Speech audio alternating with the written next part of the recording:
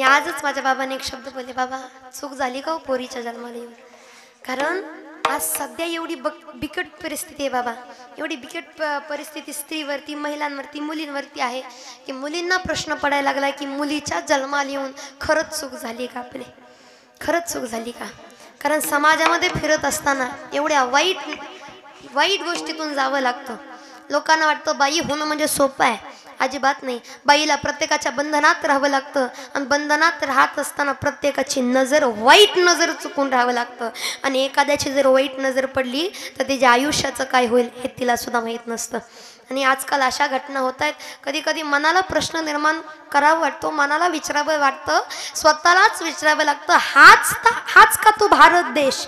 हाच का तो भारत देश ज्या भारत देशामध्ये छत्रपती शिवरायांचे विचार चालत होते आणि माझ्या छत्रपती शिवरायांनी सांगावं परस्त्री माते समान आहे?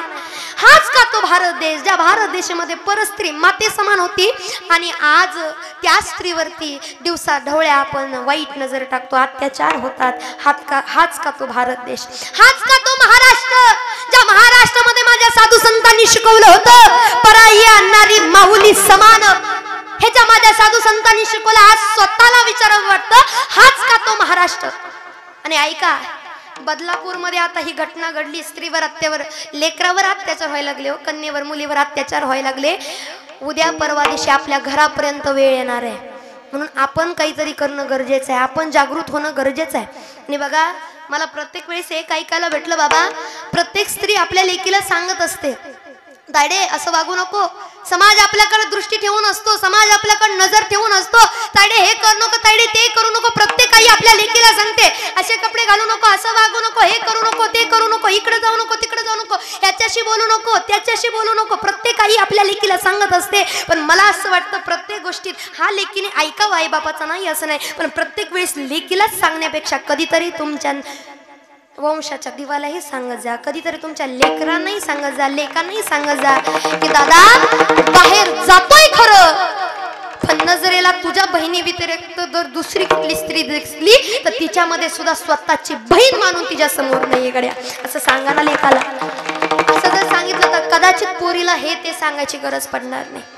आज एवढी वाईट बिकट परिस्थिती आली बाबा, दिवसा ढवळ्या जर स्त्रीवर अत्याचार होत असतील, मी म्हणते स्त्रीवर तर जाऊ द्या, स्त्रीवर तर जाऊ द्या, पण बारक्या लेकरांवर सुद्धा, लेकींवर सुद्धा जर असं होत असेल तर स्वतःला प्रश्न करावा वाटतो, हाच का तो छत्रपती शिवरायांचा महाराष्ट्र?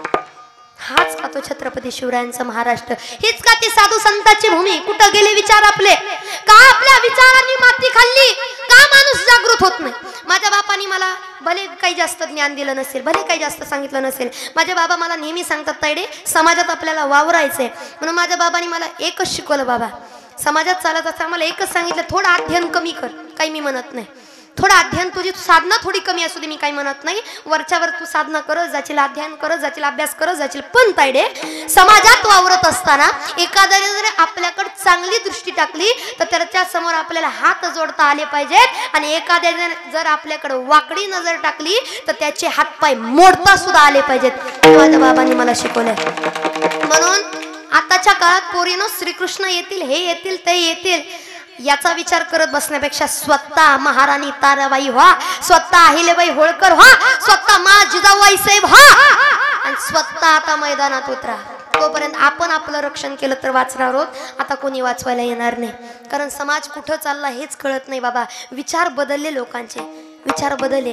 ज्या दृष्टीने आपण आपल्या बहिणीकडे पाहतो त्या दृष्टीने आपल्याला दुसऱ्याच्या बहिणीकडे का पाहता येत नाही, हे स्वतःला विचारण्यासारखं आहे, हे स्वतःला विचारण्यासारखं आहे. आणि अजून सांगू, भले तुम्हाला सप्ताहामध्ये दान धर्म नाही करता आलं, नाही माझं काही म्हणणं नाही, तुम्हाला गाथ्यातला एखादा अभंग पाठ, काही माझं म्हणणं नाही, नाही तुम्हाला साधू संतांची चरित्र माहीत, मी तरी काही म्हणणार नाही, नाही तुम्हाला टाळ वाजवायत, नाही तुम्हाला पेटी वाजवायत, नाही तुम्हाला मृदुंग वाजवायत, नाही तुम्हाला चाली म्हणता येत, अरे नाही तुम्हाला कीर्तन नीट ऐकता येत, पण नजरेला दिसणारी स्त्री जर तुम्हाला आई बहीण मानता आली त्या दिवशी तुम्हाला देव प्रसन्न झाल्याशिवाय राहणार. हे कळणं गरजेचं आहे बाबा. हो, नाही तर खूप अवघड आहे. समाजात वावरत असताना बाबा, लहानपणी मी माझ्या बाबांच्या बोटाला धरलं होतं, अजून सुद्धा आता एवढ्या लग्नामध्ये मोठ्या कार्यक्रमामध्ये आपण गेलो ना, मी माझ्या बाबांचा हात सोडत नाही.